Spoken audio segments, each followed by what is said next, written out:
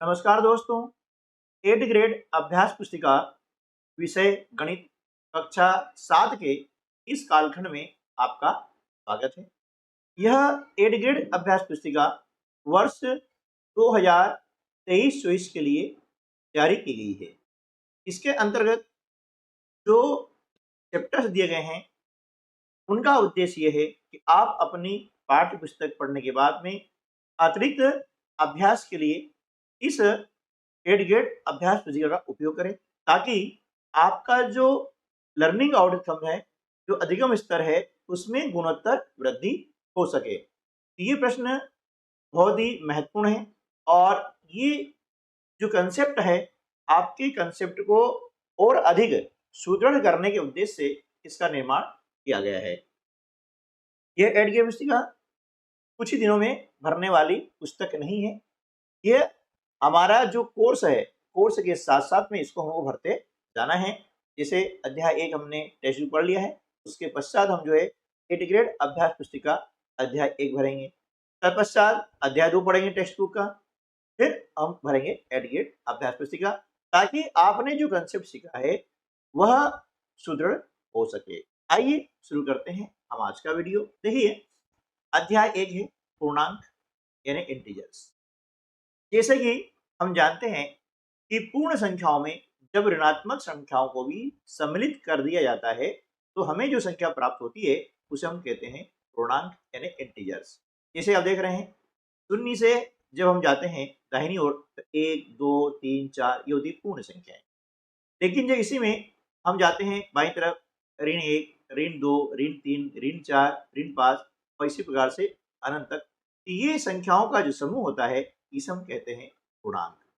अब पूर्णांक जो होते हैं तो उनके योग के अंतर्गत समृद्ध गुण कौन कौन से हैं, है ना, व्योकलन के अंतर्गत समृद्ध गुण कौन कौन से हैं, ये सारी चीजें यहाँ पर दी गई है। तो हम संक्षेप में इनको समझते हुए आगे जो प्रश्न दिए गए हैं उनको हल करेंगे। तो देखिए, समृद्ध गुण होता क्या है, जिसे हम कहते हैं इंग्लिश में क्लोजर प्रॉपर्टी। यानी जब भी दो या दो से अधिक पूर्णांक को जोड़ा जाता है तो उनका योगफल हमें हमेशा एक पूर्णांक ही प्राप्त होता है। तो इस प्रकार के गुण को हम कहते हैं समृद्ध गुण।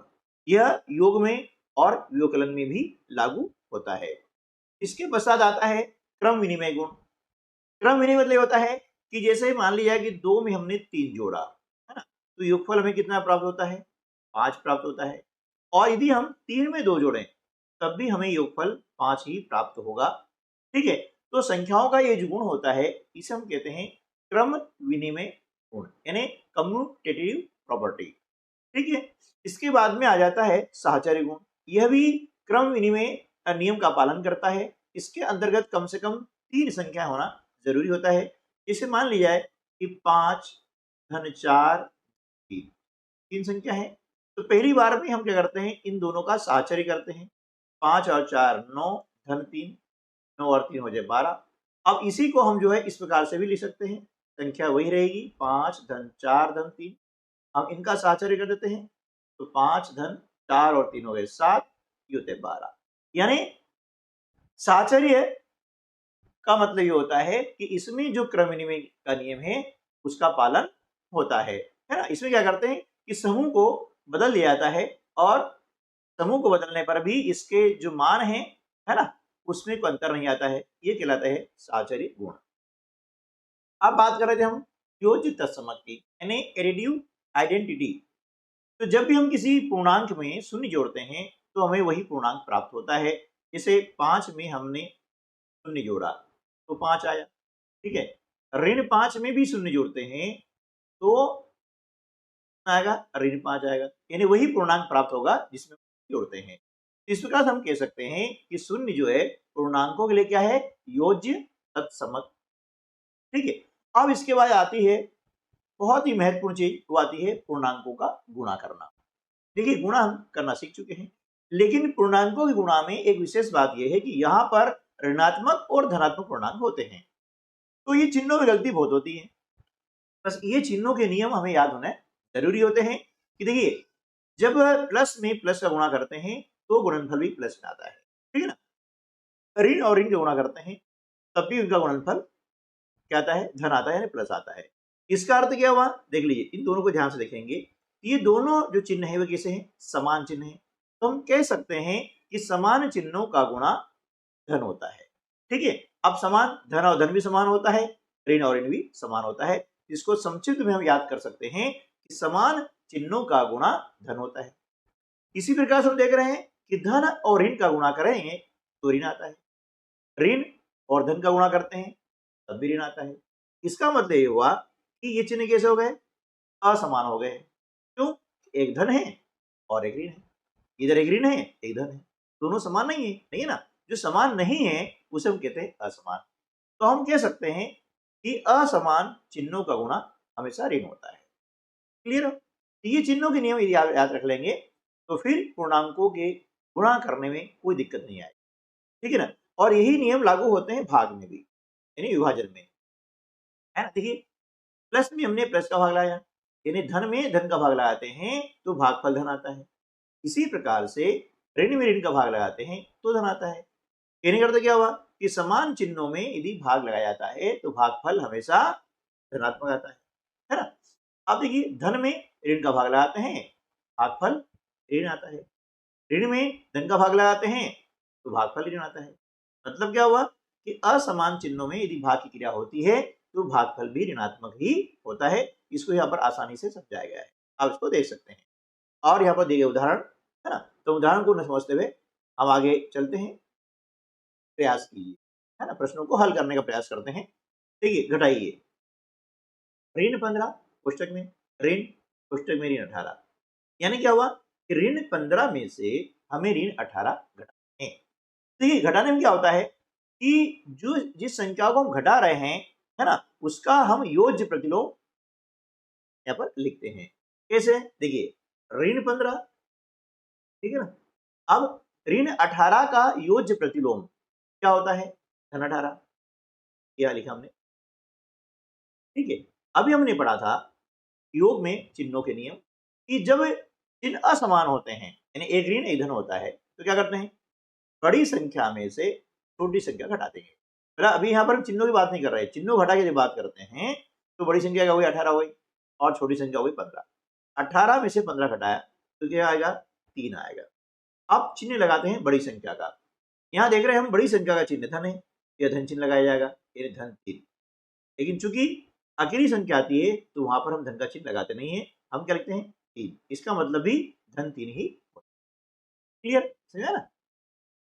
चलिए, अगला प्रश्न है, 35 में से हमें ऋण 20 घटाना है।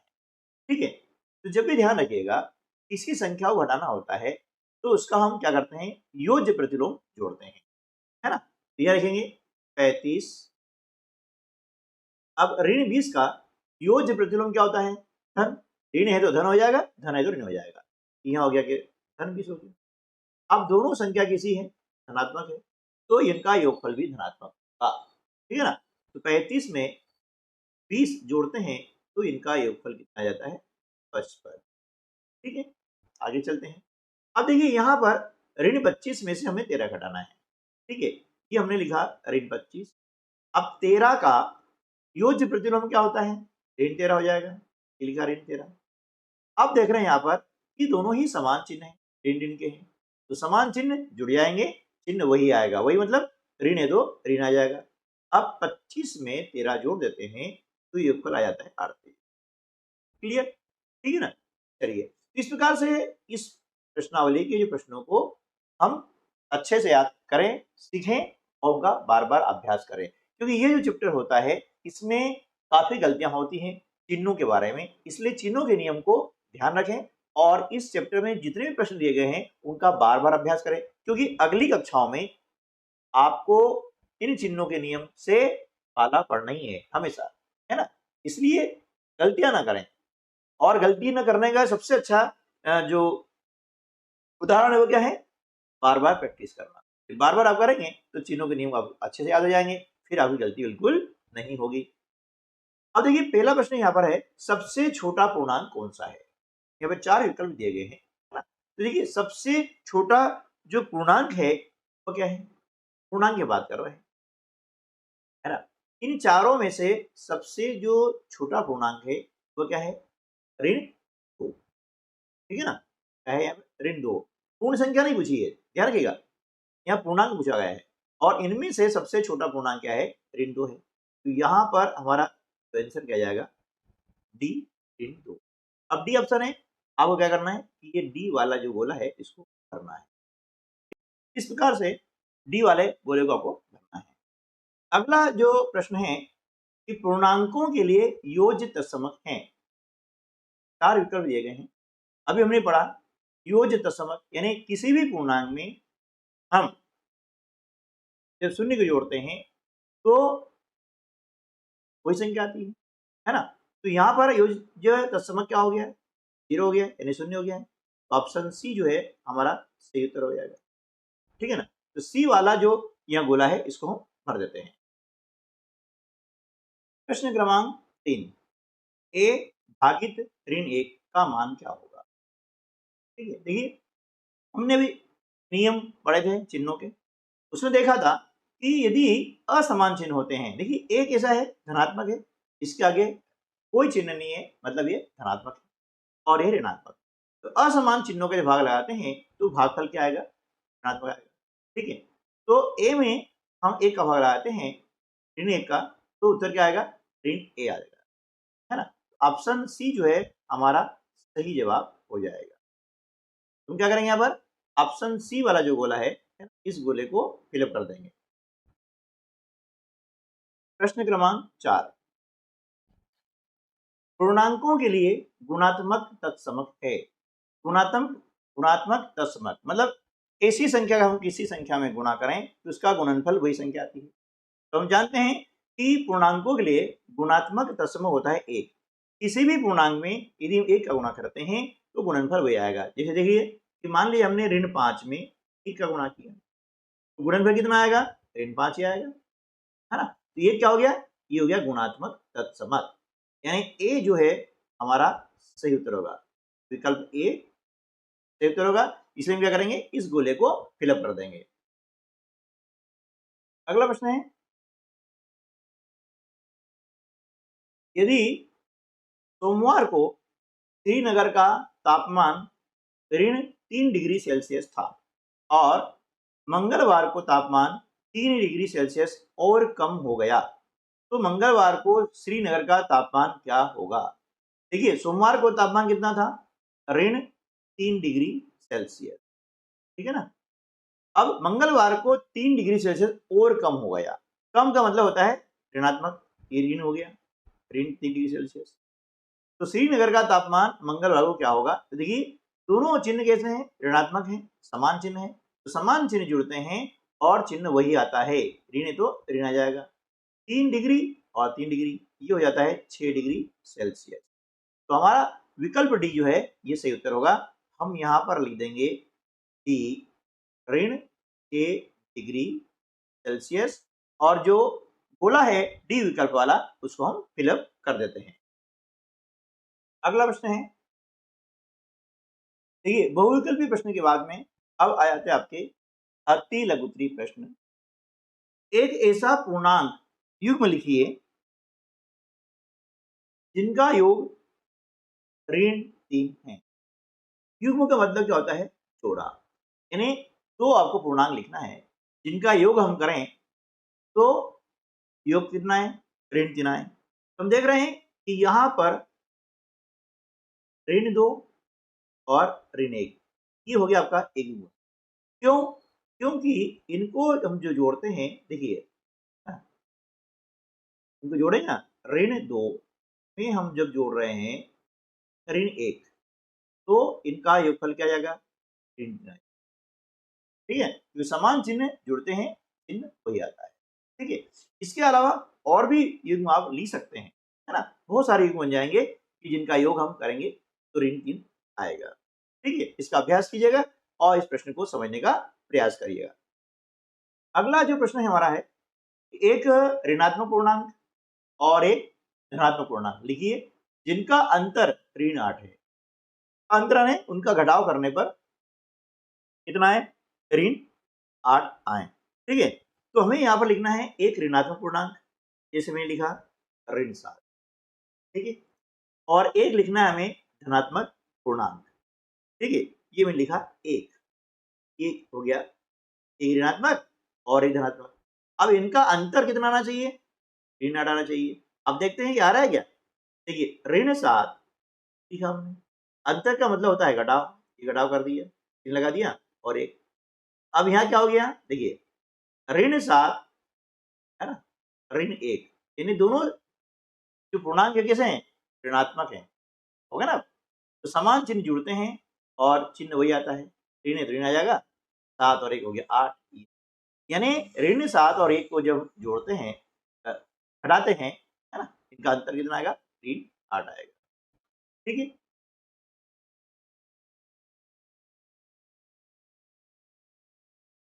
यदि किसी भी पूर्णांक को ऋण 1 से गुणा किया जाए तो क्या प्राप्त होता है। देखिए पूर्णांक कोई सा भी हो, जब उसको हम ऋण 1 से गुणा करते हैं तो उसका जो गुणनफल होता है, प्राप्त होता है, उसे हम कहते हैं योज्य प्रतिलोम, यानी उस संख्या का योज्य प्रतिलोम प्राप्त होता है। क्या प्राप्त होता है, उस संख्या का योज्य प्रतिलोम।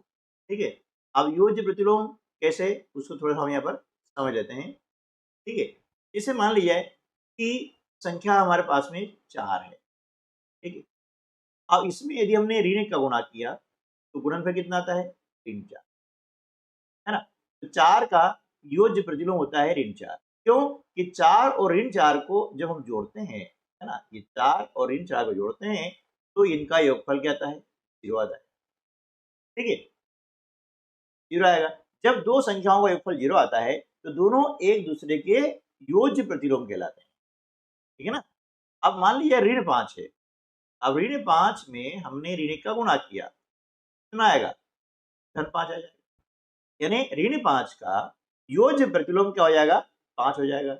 आप देखिए 5 और हम ऋण 5 को जोड़ते हैं, है ना, या ऋण 5 और 5 जोड़ते हैं तो इनका योगफल कितना आता है, 0 आता है। ठीक है, तो ये दोनों एक दूसरे के योज्य प्रतिलोम कहलाएंगे। कहने का अर्थ है हुआ कि यदि कोई भी पूर्णांक धनात्मक है तो उसका योज्य प्रतिलोम ऋणात्मक होगा, और यदि कोई पूर्णांक ऋणात्मक है तो उसका योज्य प्रतिलोम धनात्मक होगा। क्लियर हो गया। चलिए अगला प्रश्न देख लेते हैं। प्रश्न 9, मान ज्ञात कीजिए। ऋण 42 गुणा 12, मतलब ऋण 42 में हमें क्या करना है, 12 का गुणा करना है। देख लीजिए ये 42 जो है ऋणात्मक है और 12 धनात्मक, एक ऋण एक धन, चिन्ह कैसे असमान हो गए, तो असमान चिन्हों का गुणा ऋण होता है। पहले ऋण लिख दो। अब 42 में हम जैसे 12 गुणा करते हैं उसी प्रकार से हम गुणा कर देंगे तो इनका गुणनफल आ जाता है 504। तो हमारा आंसर क्या हो गया, ऋण 504। ठीक है, प्रश्न क्रमांक 10, याद कीजिए ऋण 125 भागित ऋण 25, यानी ऋण 125 में हमें ऋण 25 का भाग लगा। ठीक है ना, भागित को इस प्रकार लिख सकते हैं। अब देखिए अंश और हर दोनों ही कैसे हैं, ऋणात्मक है ना? और भी नियम क्या देखा हमने कि भाग में भी चिन्हों के नियम वही लागू होते हैं जो गुणा में होते हैं। तो समान चिन्हों का ये भाग लगाते हैं तो उत्तर क्या आएगा, धनात्मक आएगा, क्योंकि ये ऋण से ये ऋण कट जाता है। अब 125 में हम 25 का भाग लगाते हैं तो भागफल आ जाता है 5। ठीक है, इसको हम ऐसा लिख सकते हैं, ऋण 125 भागित ऋण 25 बराबर 5। ठीक है, ऐसा लिखें चाहे ऐसा लिखें कोई फर्क नहीं पड़ता। ठीक है ना। प्रश्न क्रमांक 11 है। देखिए दोपहर 12 बजे तापमान 0 से 10 डिग्री ऊपर था। ठीक है, अब 0 से 10 डिग्री ऊपर मतलब तापमान कैसा हो गया, धनात्मक हो गया है। ठीक है, यदि वह आधी रात तक 2 डिग्री सेल्सियस प्रति घंटे की दर से कम होता है ना, तो किस समय तापमान 0 से 8 डिग्री सेल्सियस नीचे होगा। आधी रात को तापमान क्या होगा। यहाँ पर दो प्रश्न पूछे गए हैं कि आधी रात को तापमान कितना होगा, उसके पश्चात ये पूछा गया है कि किस समय तापमान 0 से 8 डिग्री सेल्सियस नीचे होगा। देखिए दोपहर 12 बजे तापमान कितना था, 10 डिग्री सेल्सियस। तो यहां पर हम लिख देंगे दोपहर 12 बजे तापमान बराबर कितना, 10 डिग्री सेल्सियस। ठीक है। अब क्या हो रहा है कि आधी रात तक 2 डिग्री सेल्सियस प्रति घंटे दर से कम हो रहा है। ठीक है।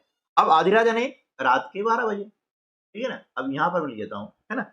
आधी रात मतलब क्या होता है, रात के 12 बजे तक। ठीक है ना। यहाँ लिख देंगे आधी रात यानी रात के 12 बजे तक।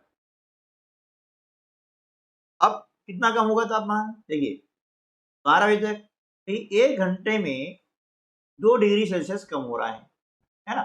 तो दोपहर के 12 बजे से रात के 12 बजे तक होते हैं 12 घंटे। ठीक है। 1 घंटे में 2 डिग्री सेल्सियस कम हो रहा है, तो 12 घंटे में कितना हो जाएगा, 12 दूनी 24 डिग्री सेल्सियस। इतना जो है ये कम हो रहा है। ठीक है। चलिए अब देखते हैं ये भी कम हो रहा है, तो आधी रात को तापमान कितना होगा। अब यहां पर देते हैं आधी रात को तापमान।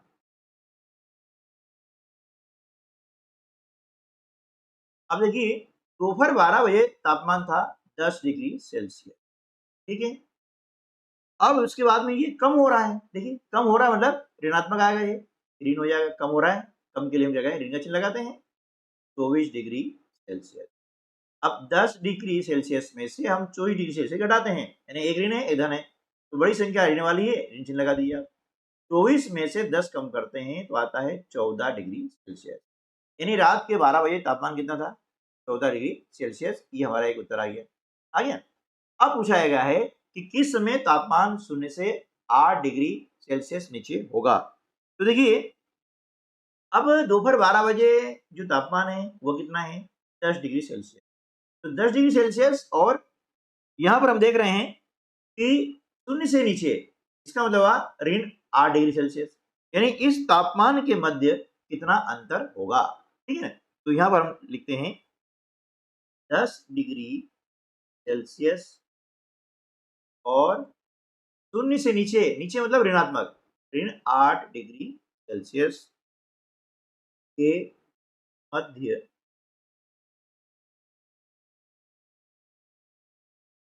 तापमान का कितना आता है, देखते हैं तापमान का।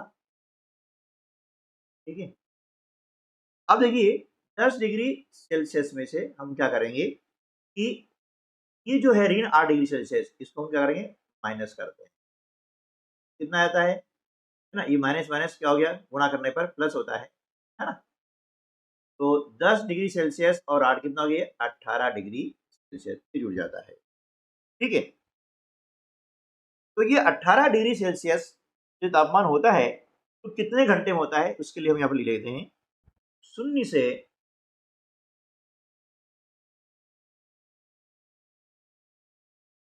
8 डिग्री सेल्सियस नीचे तापमान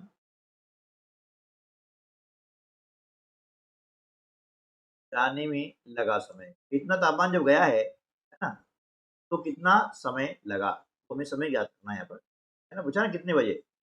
तो देखिए भैया अब कुल तापमान जो कम हुआ है, मतलब अंतर आया कितना है, 18 आया है। 18 डिग्री सेल्सियस जो है वह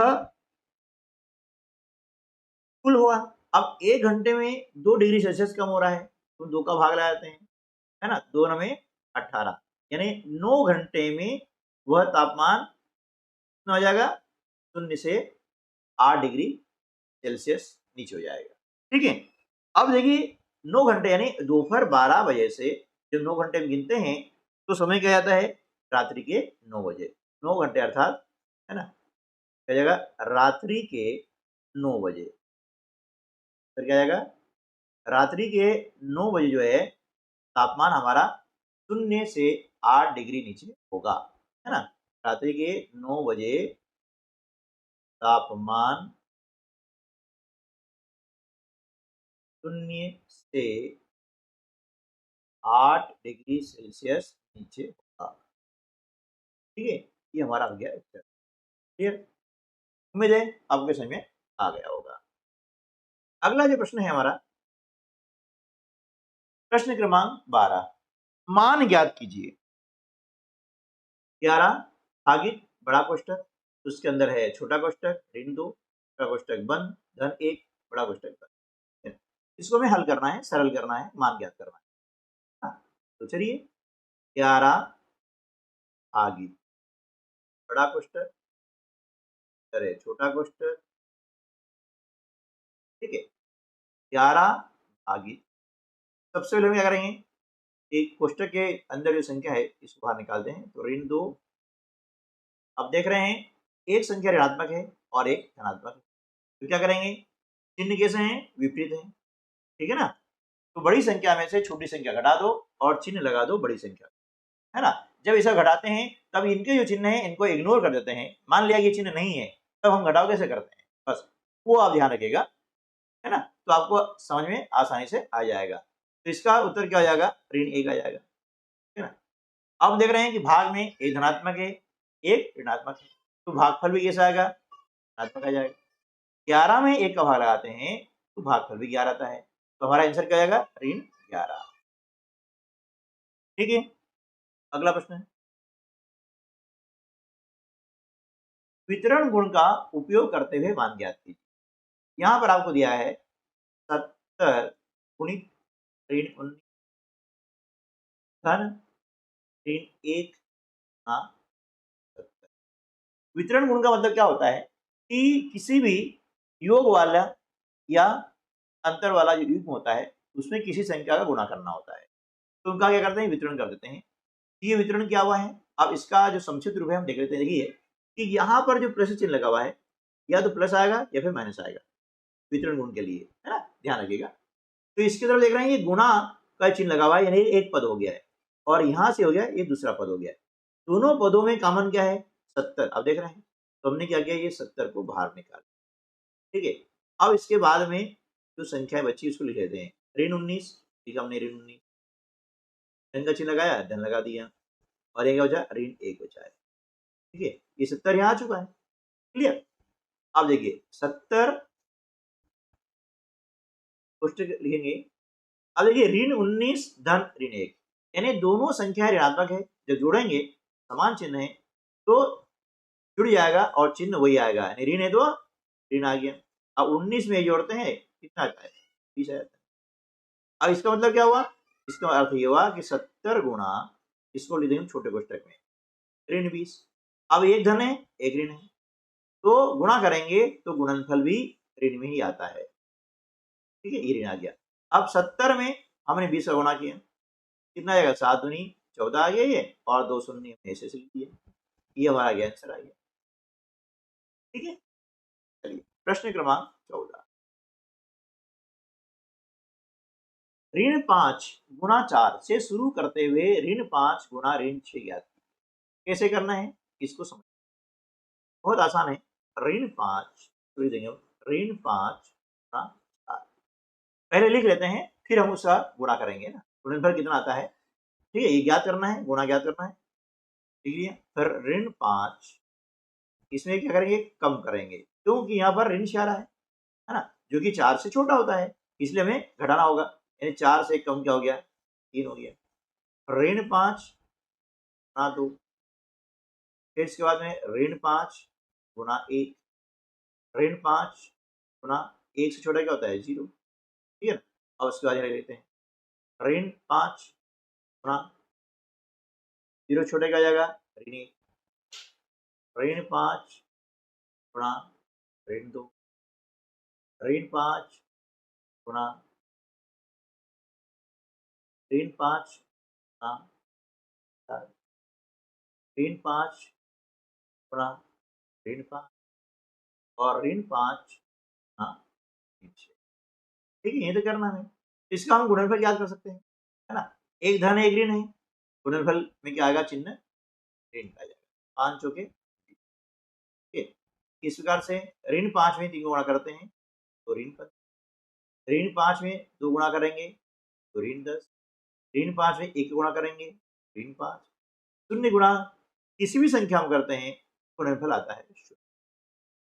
ऋण 5 में ऋण 1 का गुणा करते हैं तो आएगा 5, तो ये समान चिन्ह गुणा धन होता है ना। ऋण और ऋण गुणा करेंगे तो धन आ जाएगा, ये आप ध्यान रखिएगा, है ना। ऋण 5 में 2 का गुणा करते हैं 10, ऋण 5 में ऋण 3 का गुणा करने पर आ जाएगा, ऋण 5 में ऋण 4 का गुणा करते हैं 20, ऋण 5 में ऋण 5 गुणा करते हैं 25, और ऋण 5 में ऋण 6 का गुणा करते हैं तो ये हमारा आंसर है। ठीक है, प्रश्न क्रमांक 15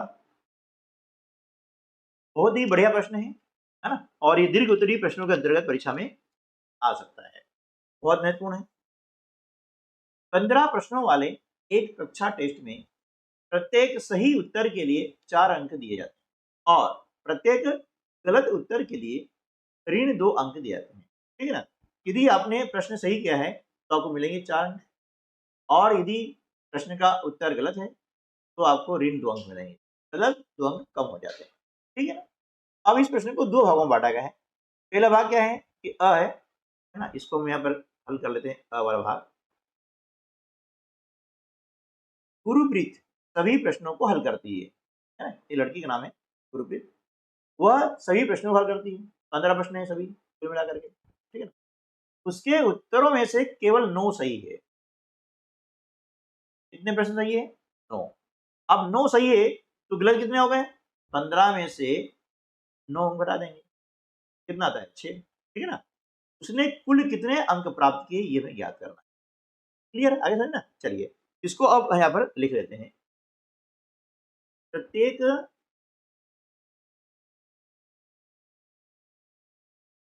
सही उत्तर के लिए अंक,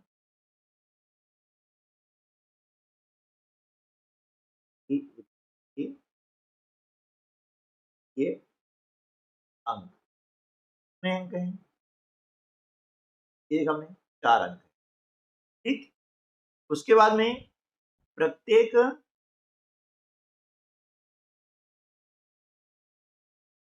गलत उत्तर के लिए,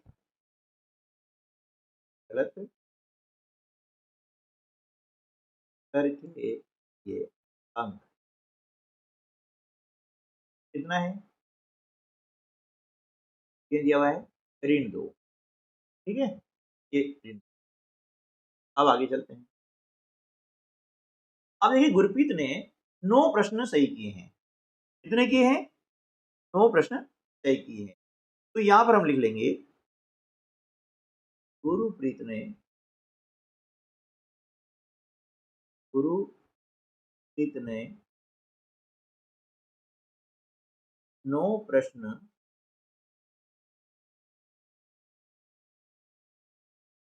सही हल किए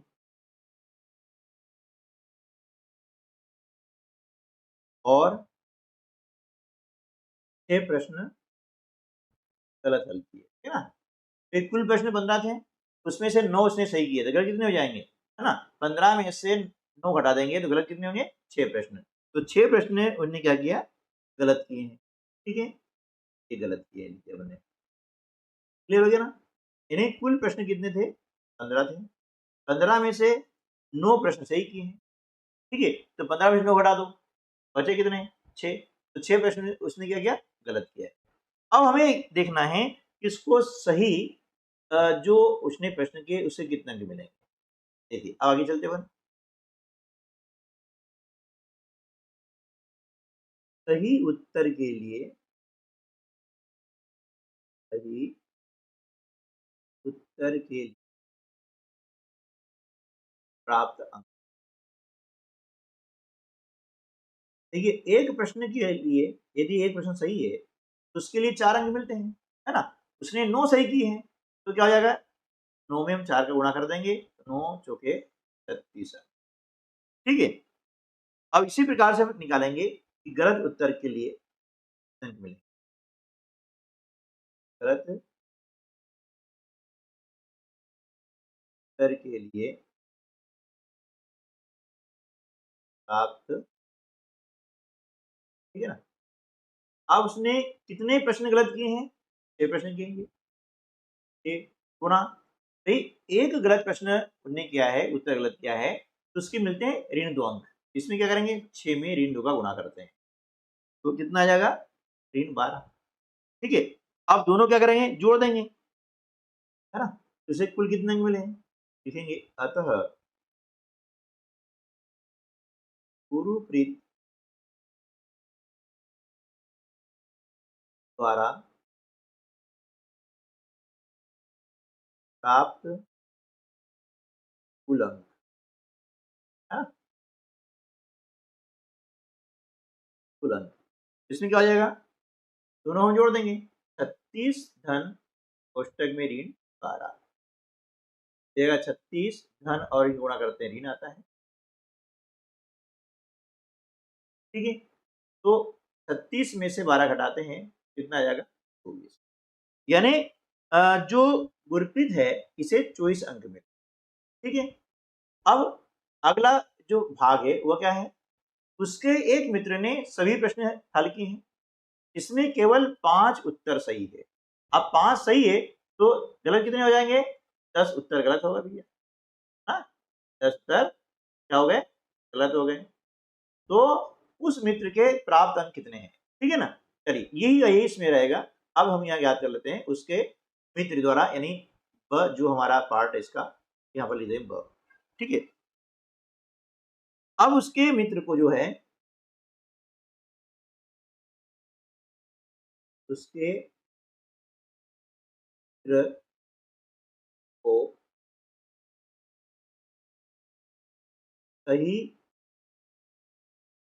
उत्तर के लिए अंक मिले, कितने मिले, ने 5 प्रश्न सही किए थे, तो एक सही प्रश्न का मिलता है 4 नंबर, तो क्या हो गया, ये 5 चौके, है ना, जाएंगे 20 अंक मिले, ठीक है। और गलत उत्तर के लिए, गलत उत्तर के लिए प्राप्त अंक, अब देखिए 5 प्रश्न सही किए थे तो गलत कितने किए, 10, और एक गलत उत्तर के लिए मिल रहे हैं कितना, ऋण 2, तो 10 के लिए कितना, 10 गुणा ऋण, अब 10 में ऋण 2 गुणा करते हैं तो आता है ऋण, ठीक है। तो अतः उसके मित्र द्वारा प्राप्त कुल अंक, अब दोनों हम जोड़ देंगे, तो 20 में हम जोड़ते हैं ऋण 20, क्या जाएगा, 20 ऋण 20, 20 में 20 घटाते हैं तो आता है, यानी उसके जो मित्र को कितने मिले, 0 अंक मिले, क्योंकि 20 मिले सही के, अब 20 कट गए गलत के, है ना, तो ऐसा होता है, माइनस मार्किंग होता है, ठीक है ना। कुछ परीक्षाएं ऐसे होती है जहां पर माइनस मार्किंग होता है, तो उसके लिए मार्क करने का एक तरीका होता है कि उसे कितने अंक प्राप्त किए हम ज्ञात कर सकते हैं, ठीक है। दोस्तों उम्मीद है ये वीडियो आपको अच्छा लगा होगा, है ना, वीडियो अच्छा लगा है तो लाइक जरूर कर दीजिएगा, तो आपके लाइक करने से, शेयर करने से हमें प्रेरणा मिलती है कि आपके लिए और अच्छे और अधिक वीडियो लेकर के आए। तो मिलते हैं अगले वीडियो में, तब तक के लिए नमस्कार, जय हिंद।